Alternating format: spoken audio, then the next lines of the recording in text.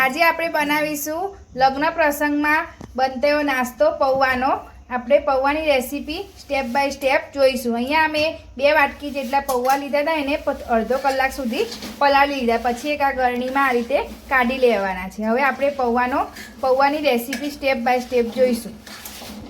હવે આપણે gas on કરીશું, પછી તપેલી લઈશું,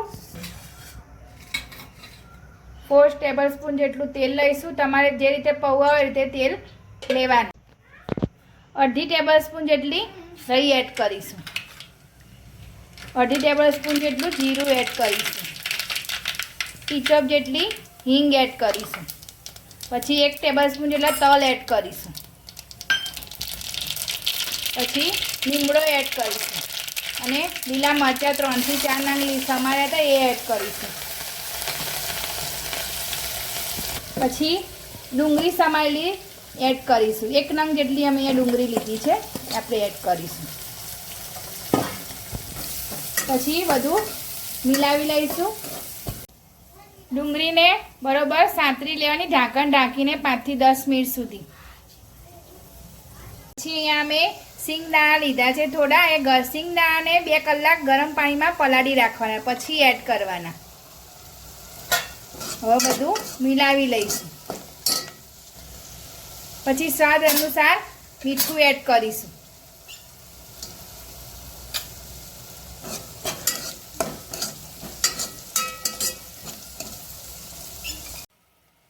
અડધી ટેબલસ્પૂન જેટલી હળદર એડ કરીશું, 4 ટેબલસ્પૂન જેટલી ખાંડ એડ કરીશું,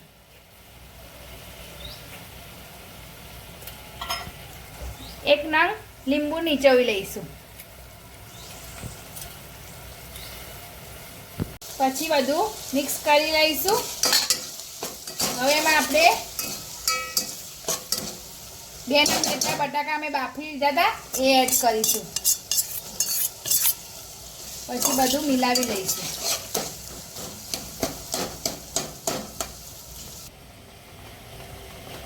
પછી એમાં 1 ટેબલસ્પૂન જેટલો ગરમ મસાલો એડ કરીશું,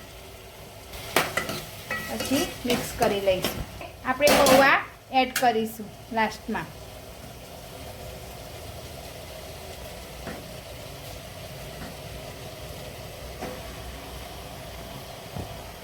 પછી બધું મિક્સ કરી લઈશું।